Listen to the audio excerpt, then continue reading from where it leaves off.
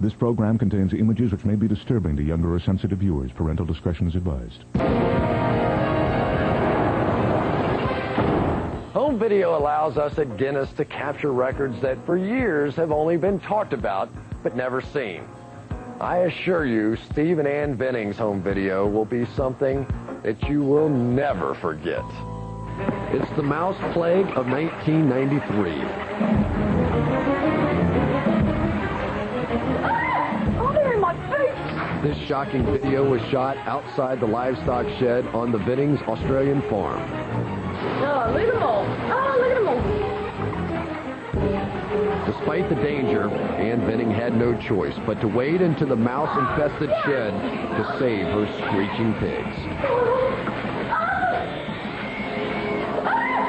Millions of mice had attacked their farm, and there was nothing they could do.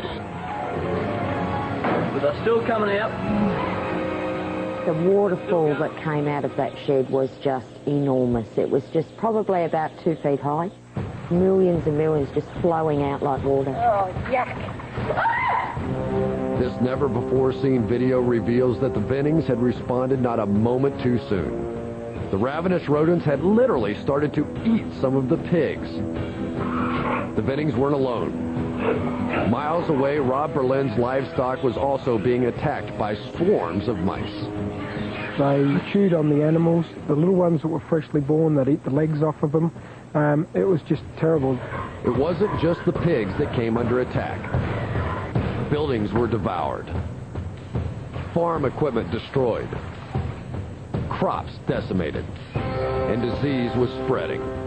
There was no escaping them.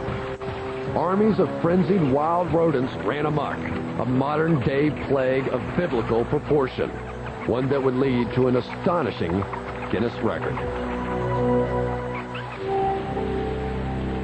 In 1993, the southern region of Australia was blessed with unusually heavy rains, and farmers were looking forward to the most bountiful crop the area had ever seen. But what they didn't know was that the huge crop production would trigger a virtual explosion of mice. Unfortunately, mice are one of the most sexually active creatures on Earth. A single pair can produce 2,000 offspring in just a matter of months. These colonies were turning out hundreds of thousands of hungry mice every day. It was all-out war, but there weren't enough mouse traps in the entire country to kill all the mice invading a single farm. It was a losing battle. I set up bucket traps in the bathroom and so forth, and I was getting 1,000 mice in each bucket every morning. So it was just huge. Days became weeks. Millions became tens of millions. The plague continued with mice eating 20% of their body weight every 24 hours. The mice destroyed 500,000 tons of wheat, enough to feed the entire state of Utah for nearly 4 years. Just when the Vennings thought they had seen the worst, the unthinkable happened. Their youngest daughter tried to eat a dead mouse. After calling her one morning, I found that she had the mouse trap in her hand. Another mouse had actually eaten a hole through the head of that mouse, and she had a tongue through that hole, and that was the last straw for me. Most people would move, but not the Vennings. They showed their shocking home video to the press, and authorities realized that unless they acted quickly, the plague would explode into a national epidemic that would cripple the economy. The world's worst mouse plague led to the largest poisoning program ever attempted.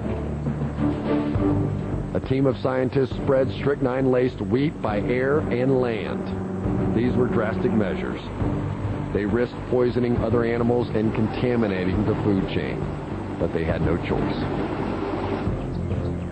They watched and waited, and then it happened. The farmlands were turned into killing fields. The plague that had lasted 6 months was over in just a matter of days. The dead were everywhere, as more than 100 million corpses turned up. The world's largest mouse plague set a Guinness record for being the most costly. The rodents racked up a bill of $70 million in lost crops, livestock, and property. But maybe the biggest toll was the psychological devastation it had on people. It was just the worst thing I've ever gone through, and I think if it ever came again, I would probably move away permanently or burn the farm. Venning should leave their options open because scientists warn if conditions are right, the nightmare can pick up right where it left off. And the revenge of the rodents is one Guinness record you don't want to live through. Can't imagine dealing with that. Ugh. We'll be right back.